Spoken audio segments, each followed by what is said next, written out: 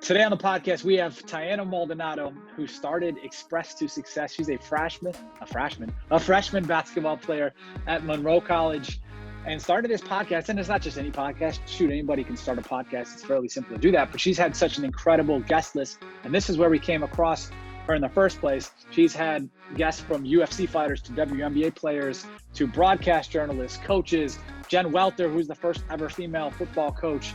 And what she's trying to do is build relationships with these badass females to help share their stories and show their path on how they got to where they are and how they're breaking down barriers to help share that with other people who listen to the podcast. So not only is she setting herself up for success for this summer when name, image, likeness opens up, but in the long term as well.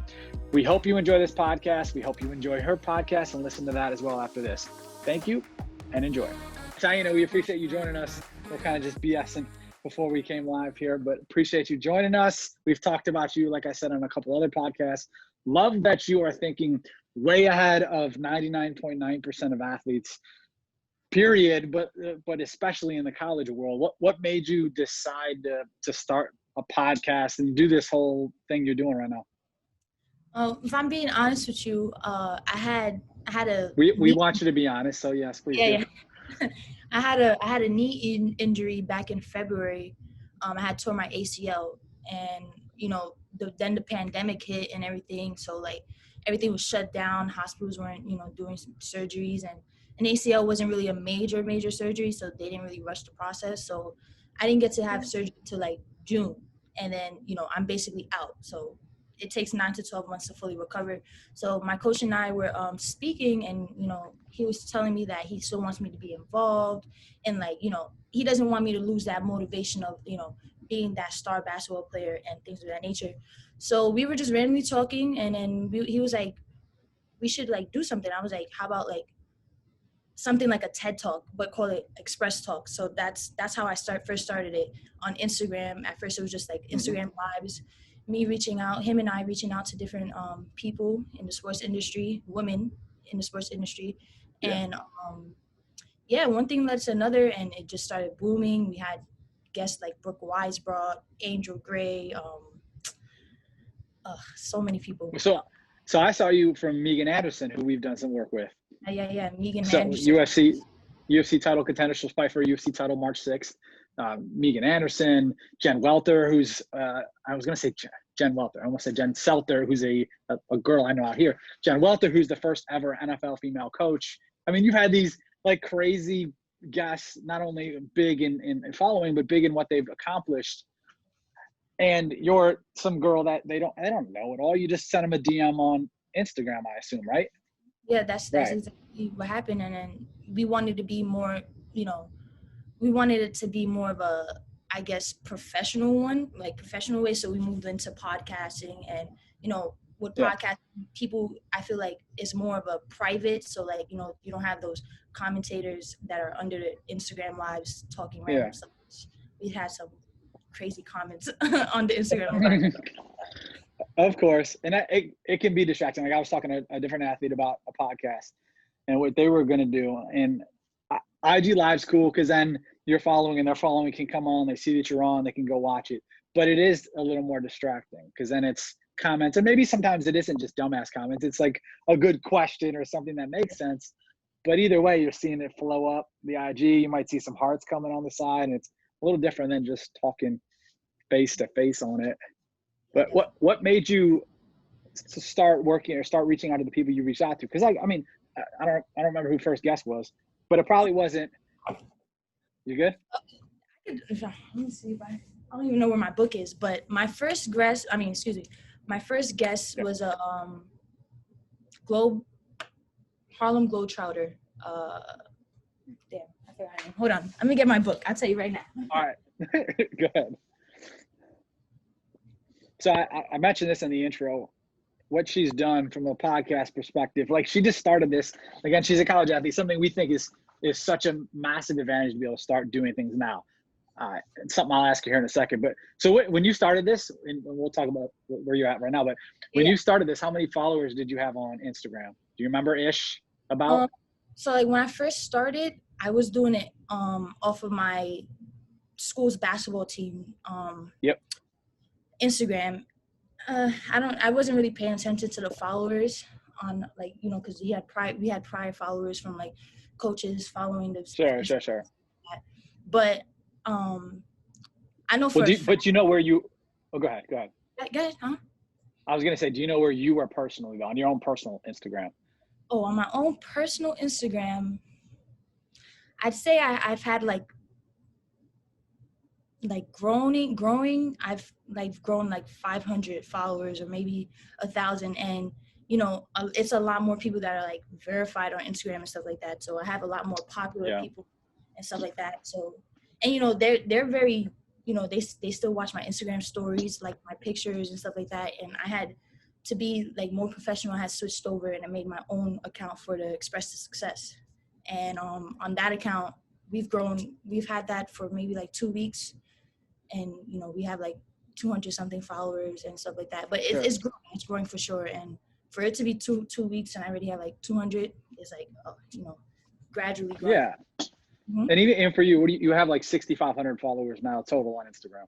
So Yeah. like 500 is a good chunk and a good increase, and that's just the beginning. Now, as you continue to really host it from your account, and not that you're doing IG lives, but what you're doing from your account, and then the Express specifically account, and not the team account, you'll continue to obviously see those grow. But tell me about you got your book now. Talk to us about. Okay. So my first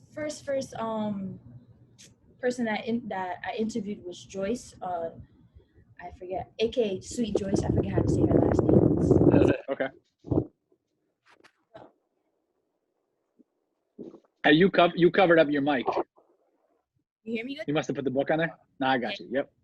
So she was my first person I interviewed, and you know, I was nervous because you know I'm a freshman. It's my first time, and you know, she made me feel so comfortable. Like, you know, it's like she was very energetic and things like that. And so like once I started flowing with it and I started interviewing more people, I got more comfortable with it. And I've had like I've done like 50 plus interviews with a whole bunch of different people from rodeo, from doing rodeo sport actions, just a whole bunch of different people I wouldn't have thought I've ever would be able to talk to, and I'm grateful for that opportunity. Yeah, and I think that's what people don't understand is how easy it can be to get in touch with some of these people. Yeah. Not only you just reach out, and it not only because you're you or whatever, just a random person can sometimes DM people and get in touch with them if they have a value play, like, hey, we're doing this impactful podcast trying to empower women, talk about people who you know help build this path. But also being a college student, people want to help college students all the time. So they might have looked at you and you'd be just random person X who had reached out, who wanted them to go on the podcast. And they would have been like, yeah, screw that. But then you're like, this is also, I'm a college student athlete at that. That might make them take that extra step. Like, yeah, all right, let me jump on and talk to her.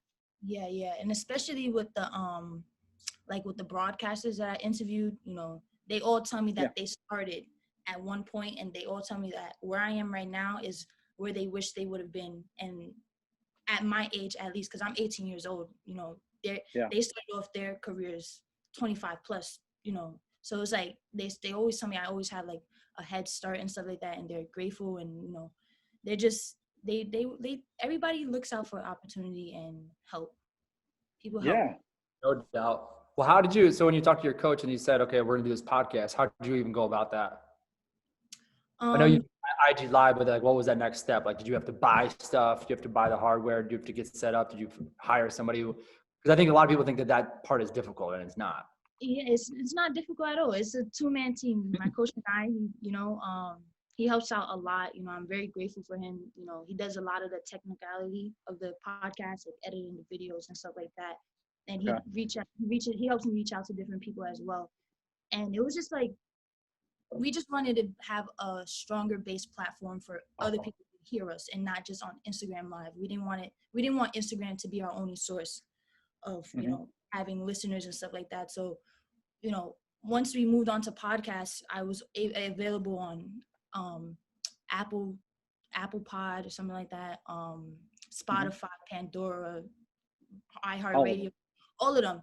And, it shows that, I have this internet, this website that shows like the growth and where I'm being listened to. So since I moved to podcasts, I have listeners in Spain, Australia, Italy, just everywhere. Like to be able to be heard internationally, it's like, wow, like, it's growing, and I'm just so appreciative of it. Mm-hmm. Yeah. Is it through Anchor, or what do you use? Podbean, that's what it's called. Okay. Same-ish type thing, but it's pretty cool to be able to see analytics where it's coming from, the growth of it and all that. Did you initially, was the thought to make it just women period, or did you want to focus on basketball and then shift to do different things, or you were just from the jump like, all right, we just want badass women on here? Yeah, so my the people that I was trying to anchor were women in the sports industry, because as a female athlete, I feel like, well, now it's better, but before, women weren't very much appreciated and recognized for all the things they've done. Like, we have a lot of first women in the industry, and I feel like it shouldn't be like that all the time.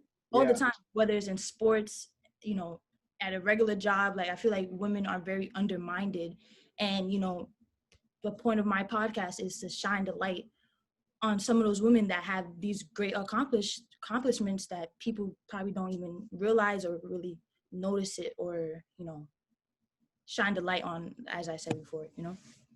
Yeah. No, I totally get that. I just saw yesterday, or maybe today, it was the first ever female ref of the Super Bowl. Yeah, like, it's going to be this year. yeah, that's great. You should reach out to, I don't know if she has social media, but she's, it's cool to see that stuff. Obviously the first in history and all that stuff's awesome to see, but it is still like, so we've been slow in a lot of this stuff. And so it's almost crazy to think some of this stuff that's the first, like, like pretty soon we're going to have the first official head NBA basketball coach who's a woman. Yeah, exactly. I know we just had one recently who was the head coach for, when Pop got fired, or not fired, got ejected for a half or 3/4, whatever it was. But all these things will start going. But I love that you're thinking in that frame of mind too. As far as, so your coach does all the editing and that stuff, so you don't even touch that. One thing, so suggestion wise, what I would do is post more about this on your personal Instagram. So take these great conversations you have, post about it on your personal Instagram too, and then tag those people, because those people become, you're building relationships with these badass women in, action sports, MMA, WNBA, coaches, broadcasters, and you want to bring them towards you. Of course, post on the Express page too, the actual podcast page, but bring them to your page. Get them to follow, get them to continue to like and see what you're doing. And I would also then tag people who are similar to those people, or tag people you think might be interested in what they're doing in that clip, that 30-second, 15, 60-second clip, or maybe it's an IGTV of 4 minutes or whatever you can't tag, but you could share with that. But I think those would be important to be able to bring the audience together on a lot of that stuff too. Yeah, for sure. Yeah, I think it's interesting, the point that you bring up too is like the international audience. And I don't think that college athletes really grasp what this whole NIL could potentially even be globally. And like, just the idea of like, you're starting to get an audience international, that means like you're building your brand across the globe, which happened like that, which means also you could reach out to, other athletes across the world. Like, there's a ton of MMA athletes in Australia. There's a ton of women's basketball that play overseas right now, right? I believe that's the season. But like all year round, that you could potentially have on here and expand your own brand across the globe, and it's that easy. Yeah, for sure. I've known, like, since I did some stuff with Sabrina Chinelli. She has a team, her team in Italy, and we had a Zoom conversation, my coach and I, and she had her whole team there, and like they was just asking us questions about, because they don't have college basketball over there and stuff like that. It's school, and then sports is separate. It's not like how it is in the States where we mix it in. So they were asking a lot of questions about that, and it's cool to have it's cool to know that people are interested in what I'm doing, and also it's cool that I'm able to like give them and feed them information about our life, our side of the world, our side of the world. You know what I mean? And it's different. It's Yeah. totally. Yeah. All through a Zoom conversation. All Yeah. through, like, you're in New York right now, Yep. Mm-hmm. and we're in Los Angeles. Like, as simple as like clicking a button and we're on. And I don't and to mention the setup, it's Zoom, so you pay. I don't know if you even pay for it. We pay $20 a month, and then we pay $0 anywhere else. We don't pay for our podcast, the one we're talking on right now. We don't pay to be on Anchor. We don't pay to be on YouTube. And Anchor shoots into all the Spotify's, the Apple Pods, all that stuff. Yep. So there's no financial burden to it. To do a basic setup, you want to have some huge thing, obviously that changes things, but to be basic setup, to have conversations that are clean enough to hear and talk through, like we're doing right now, like you do, you don't need to pay any money. It's super simple on this end. It is. It's crazy how much the internet has evolved.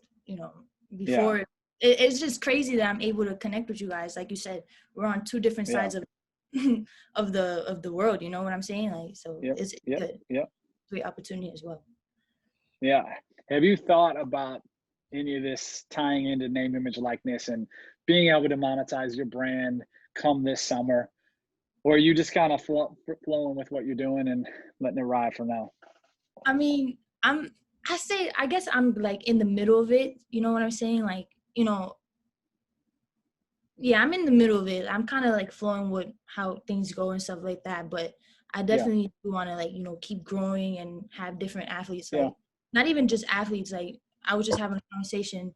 I want to get into different people in the business world. Like people that are probably athletes prior and now own companies and stuff like that. Like I just want to branch off into different subjects and different, traits and stuff like that. It's a lot of that stuff's going to be the same information too. Like, how did you get good at MMA? How did you get good at basketball? How did you get good at business? Well, I worked hard at these things. These are the steps I took. There's obviously a lot of correlation across those types of things. But curious, like I said before, we're all in the name, image, likeness world, and love that you're doing this. I think Charlie Collier, who's plays at Texas. Yeah. Mm-hmm. Okay.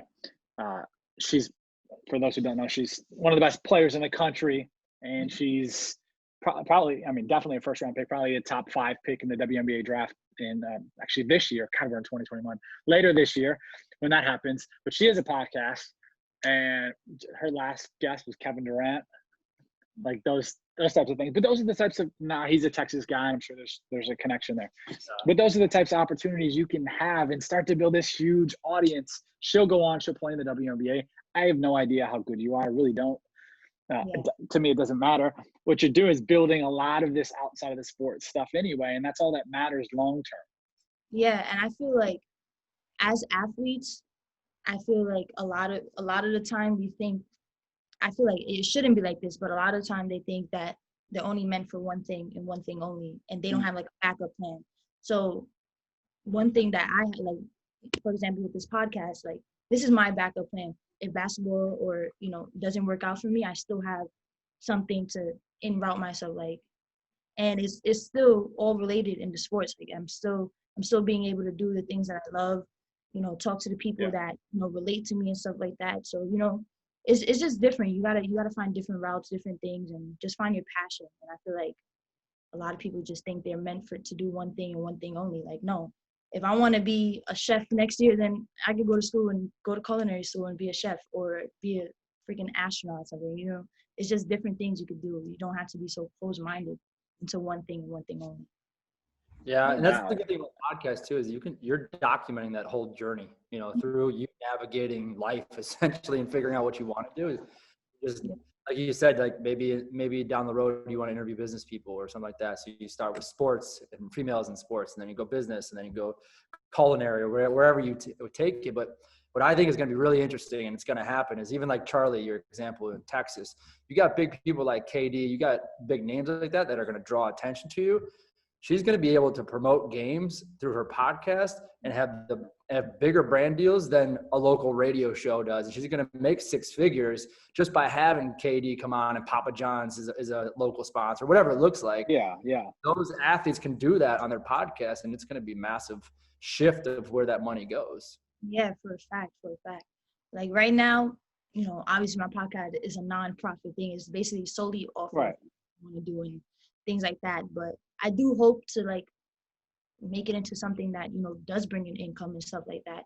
Like I was watching something on YouTube where this guy, he interviews famous actors and stuff like that, and they eat hot wings. And as he goes on to more questions, the wings just get hotter and hotter. And I was thinking, there's different things you could do, and people will pay attention. People will listen in. You just gotta make it interesting, and don't be afraid to dive in and do different things. No doubt. And where you're positioning yourself. So you're basically talking to badass women. I think a lot of the people that are going to listen are people that are going to want to be badass women. So you're creating this market that people are going to then want to buy into. So then brands will come and want to work with you because they want to get to your market, not necessarily because they want to work with just you or what you've done with podcasts. They want to get to your market. That's why brands reach out to people and try to do a collab like this, and especially with podcasts. There's so many people that are spending money in the podcast space. And what you're also doing is you're creating a trust and relationship with this audience. They hear you, they talk to you, they understand that you're going to bring on a good guest, that you're going to talk about real shit, and you're not going to be some BS conversation. So you're building this trust and relationship with the audience. That's another reason why brands going to want to come in and work with you and work with you on with the podcast. So there's these layers and steps that maybe you're not even necessarily thinking about yet, but you're setting yourself up for success, as you continue to grow, as you continue to get viewers and listeners. And of course, if you're getting, 10 people to listen and follow, there's not a whole lot of value for that, but you can continue to grow and build on that too. Do you post it on YouTube as well, or no? I don't post it on YouTube, but, I'm trying to branch out into different platforms of social media. So right now, my main platform for franchising, whatever, my podcast and stuff is Instagram. Like I said, I made a separate account for my podcast and stuff like that. So, I post a lot of things on there, try to keep like a weekly feed.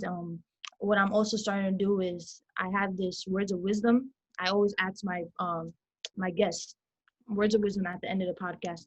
So what I might do is like take a snippet of what they said at the end and post it and say words of wisdom from such and such and tag them.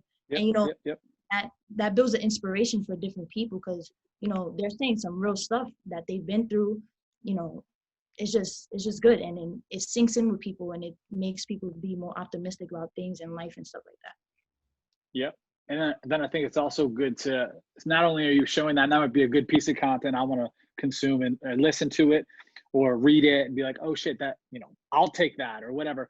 But then also that might get me then to go listen to the podcast. So you have that teaser, that piece, and then link in bio to go listen. Then that might be like, oh shit, I didn't realize that happened to her. That was amazing that she thinks that way. I need to go listen to that podcast. I would do that. And the reason I asked about YouTube is I think YouTube's a great way to build traction on it. And then also you're already doing it on video, right? You're doing it through Zoom anyway. So I can see you. You don't need to have some super crazy great background, but then you can also continue to build and reach a different audience. The only difference you have to do is upload it. That's the only extra work you have to do is upload it. So it's not like you don't already have the pieces in place to do it. So I like that idea of it too. And a lot of people can find you there through YouTube, whereas podcasting is a little harder to navigate and find new episodes or new people or that sort of thing. For sure. I'll definitely look into that, because like you said, it is a great way to, get more audience and more listening. Yeah. Where do you want to go? Anything else? Go ahead. Sorry? Like where do you want to go with it? Like what do you have a next level or a plan with it? Or aside from more repetition and more casts and whatnot, would you have an end goal with it? Yeah, so I go to Monroe College, and I'm majoring in sports management. So it kind of is in the realms of what I'm trying to do. I don't know for sure if I want to be a broadcaster or something like that, but it's kind of like steering the direction of where I want to be and things like that. And, since I'm connecting with so many people in the sports industry, I'm able to like ask them for different opportunities, like internships and stuff like that. So that's right now I'm looking for different internships and just trying to get a well-rounded experience in the entertainment world. Yeah, no, that makes sense. What I would do too is maybe you are thinking this way, is be strategic on who you bring on to. If you're thinking internship, look up people who, are in the space that like you're, females who used to play or something like that, and now are like the director of marketing for Under Armour or something like that, and have them on and just kind of pick their brain. That way you're establishing or an outreach of your own network too. Another one I would think about too is like in your even local market, or like, you said you want to get into business or potential culinary, is think about like female owners of restaurants or something like that. Obviously restaurants is a kind of dicey spot right now, especially probably where you guys are and where we are, but have them on too and just pick their brain, because you never know, that person might end up being, a partner of your podcast too, but ultimately you're gaining knowledge and expanding your network. Yeah, for sure. That's also, I was saying, like, I want to get into different types of businesses, different type of people, not just women in sports. I want to do women in businesses, women in higher power, like HRs and stuff like that. You know what I mean? So I'm trying to get into different people so I can get also different set of audiences, Different set of audience. You'll learn some stuff. You'll build relationships. All this stuff is like, I think here's an old man Patty talking here. I'm 37. If I could go back, the one thing at your age that I did not do a good job of was taking advantage of the relationships I already had and continuing to cultivate them through 37. I've had multiple coaches of mine be NFL head coaches, and I just don't talk to people like that. And of course, a gazillion other things in different ways in businesses, but us being specifically working in this space with athletes now is I wish I would have done a better job of just continuing to cultivate those relationships in an authentic way, not just like, hey, I need something, help your boy out, but like continue to reach out and build that. So that would be my advice from old man Patty here. I hear that. Thank you. I appreciate it. Of course. Well, good. We appreciate you coming on with us. If there's anything we can help with in the future, let us know. We'll continue to be fans and followers of yours, and hopefully you take this into another level, or it just continues to be a good piece of you continuing to build relationships and continue to grow your audience as well.